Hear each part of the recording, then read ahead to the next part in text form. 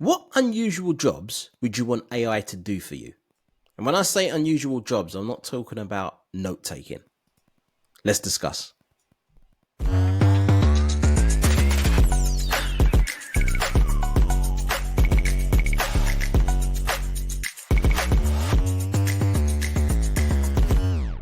Welcome to the In a Nutshell podcast with myself, Andrew Miles Davis, and my co host, Chris Branch. This is the daily 10-minute podcast where we take out all of the techie talk around generative AI and focus on what the everyday person, content creator, and marketer wants to hear. Now, I've only got 10 minutes, so we can only focus on one particular subject. And today, we're going to talk about unusual jobs that AI can potentially do now or potentially do in the future. And the reason why I want to talk about this is because we was watching a video the other day and it had this guy getting his hair cut by some form of AI robot. And it was all right. It wasn't 100%. And he even said, like, it's not 100% great. It kind of cut a bit too deep here and there. But I was thinking, would I ever let an AI cut my hair? And the answer would be, hell no. Because not just because I wouldn't trust it, I just like going to the barbers, and anyone kind of who understands this will know what I'm talking about. Going to the barbers, chatting a whole bunch of rubbish with your barber and other people in the barber shop who you don't even know, but you just talk about a particular subject or subjects and then leave, and it's just like an experience, and you getting a robot instead from home, it's not the same. So first off, Chris, would you ever let a robot or some form of AI machine cut your hair? Definitely not either. Yeah, it's funny how you prioritize tasks though, and that's maybe the key thing that everyone's going to start understanding is that there's certain tasks that we do day to day that are trivial to us and they're meaningless, and others absolutely love it. Like taking your dog for a walk, or doing like coffee in the morning. I genuinely enjoy making my own coffee. But I also think an AI could help me with that. So I'd be open to working hand in hand with an AI as long as I develop my own skill set. And that's another thing, is that there's so many of those things. Like AI would be able to tutor you any language. That may be a very useful thing if you're going to travel abroad. But really, we're going to all have to take into stock, like, well, here's what we do day to day on a diary type way, and then start to think about ways in which we could include AI in our life that could be genuinely useful. Right. Here's the thing. You've got a lot of tattoos. How many tattoos do you have? Lots, yeah. Like how many do you reckon roughly? Well, I have a sleeve, and then I have a back piece, and then I have my entire chest done, and then I have one on my right arm, and then I have another one on my calf. Okay, so that's a lot of tattoos. Yeah. So would you let an AI do your tattoos? Now, I've thought about this one because robot art has actually improved a lot. I have seen them mural walls, for example, and like brands buy it because they know they're going to get exactly what they send to the robot, as opposed to an artist's interpretation of it. So that's a weird one for me in that if I had an exact image that I wanted on me, I would probably let a robot do it. Whereas if I wanted an artist to take a sketch or something idea that I had and then do it in their style or design, then I would actually prefer a human. Yeah, it's a good point because it's the artist will probably the AI or the robot will probably get the image better than the human eye. It would be more accurate, yeah. It would be more accurate, yeah. So, but I was thinking more to do with the pressure. Would they get the right pressure? Would they know if it hurts? Like, I've got 0 tattoos, so I don't know how that would work. But it's the same sort of fear as the barber, though. Is it going to push too deep because of a Is it going to versus go wrong? The problem is like actual human tattooists are often hungover. And then they've got the same exact issues. Did this guy party too hard last night, and is he going to stab me in the eyeball or something like that? So. All right, what about a massage? Oh, now a massage is a really interesting one as well because the science of a massage is quite well known. Like the pressure points and the exact, like, for example, I bought my partner who was suffering greatly from a trapped nerve in her shoulder blade, this like professional massage robot thing that basically, heats up and puts it in exactly the right spots and stuff. And they're even recommended by like actual, doctors and stuff these days. Yeah. In the same way that an electric toothbrush is recommended over a Yeah. regular toothbrush. So that's an interesting one again. It depends.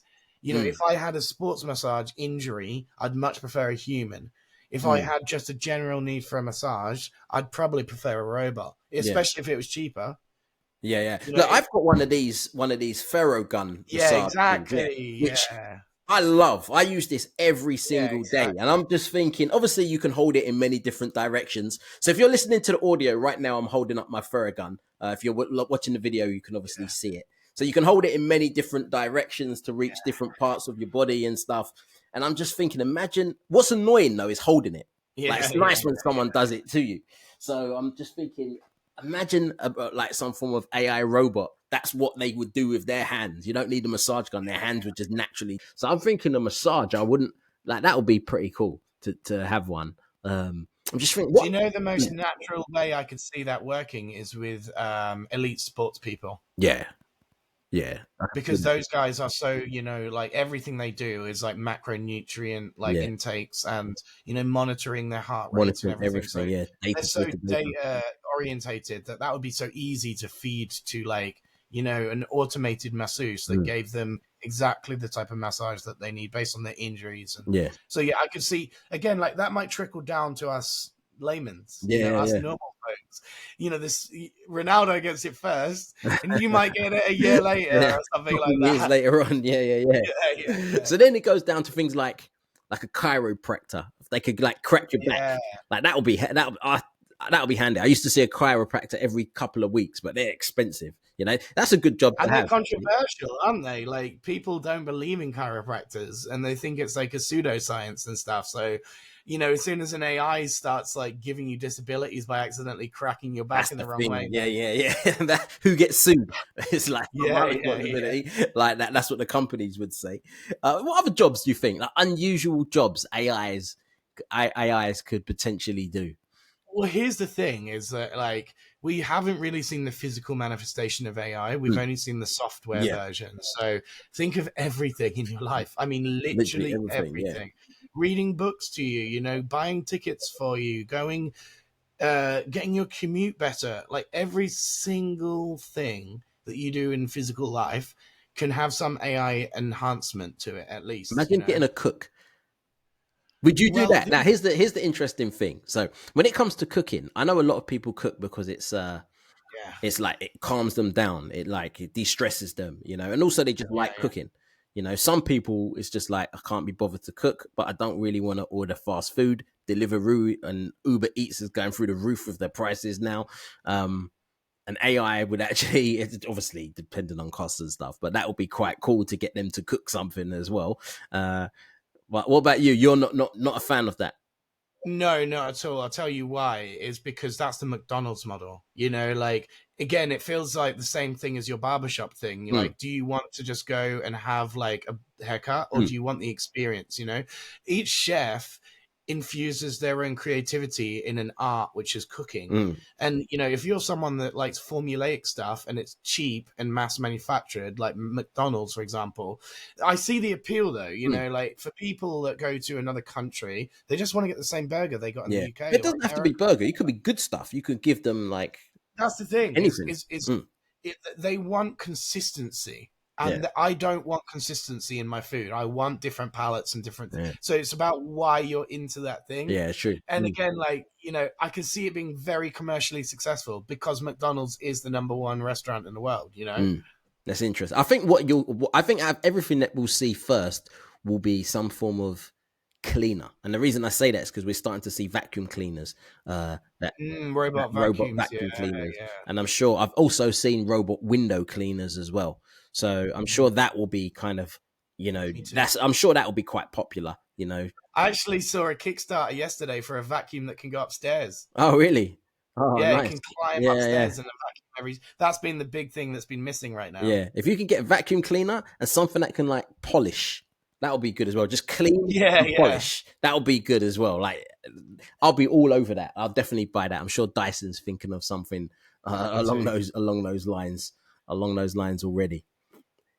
And again, like you might think about this as, oh no, I really actually get along with my housemaid, you know, or whatever, your cleaner. Like that interaction is something I cherish. Mm. And then you might be someone that's just like, I don't want them to steal from me. I just want to trust it. It's a robot that I own. You know, like those are the sort of like feelings we're going to have about every task in every life. And some people just like to clean. I do know some people, they find it quite therapeutic. It's just like just cleaning and stuff. So, you know, and some people are OCD about getting every spot done, you know, so that's the other thing. A robot might be more accurate than a human, predictable as the outcome. Yeah, exactly. And the McDonald's model again, you know, is the predictability.